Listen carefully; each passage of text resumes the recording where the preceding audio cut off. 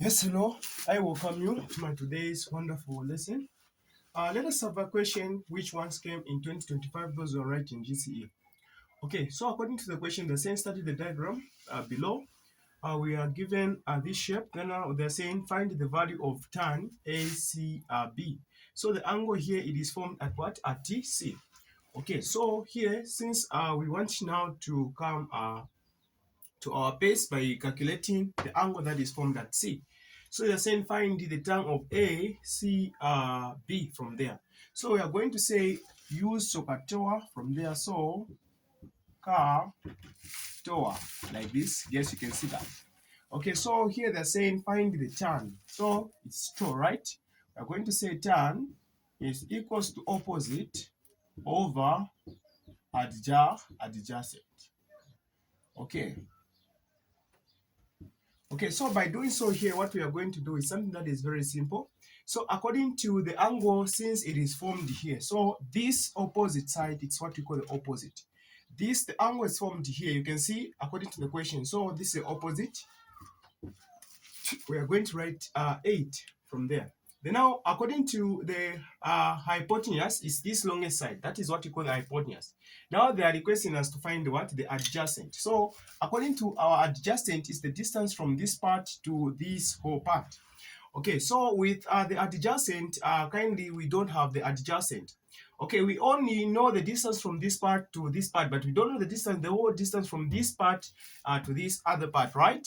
Okay, so by doing so, it is where we calculate this comma part. You can see this. After calculating this comma part, it simply means that we've known the distance from here to here. We are just going to add the part that you find plus this part. It means that you've known the whole distance, right? Okay. So now what we are going to do exactly, we are going to have, we are going to get this comma triangle as a right triangle. You know, it gives respect to right triangle trigonometry. This comma right triangle, and this one, it is written as this. Okay, so this is B, right? Okay, then this is D, then this is A. So according to this, we want to find comma this angle. We don't know.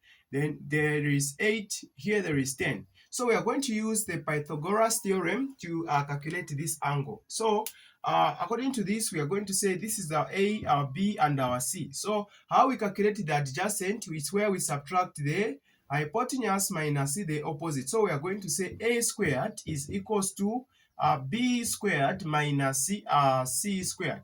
Okay, it is when we calculate the adjacent, when we subtract this minus this, or when calculating this, we subtract this minus this. When we are calculating the hypotenuse, that's when we add. Okay, so according to this, we are going to have our B squared, which is 10 squared like this, minus our C squared, which is giving out 8 squared like that. Okay, this squared, it's C, 100 minus here, we are having 64. Okay, then here, this minus this, it is 36. Okay, then now we are going to have A squared. How do you get rid of the square? Introduce the square root. Also this side, introduce the square root. The square will cancel the square root, then A is equals to, what's the square root? 6. So here we are having 6, right? Okay, we are having 6 centimeters. So the adjacent there, it is the distance from this part to this part. If we add, what is 12 plus 6? The answer we are going to have, it's 18. Here it simply means that you are done. So adjacent is 18. Here it simply means that you are done calculating the value of the term, which is ACB. Okay, so that is it. Bye-bye.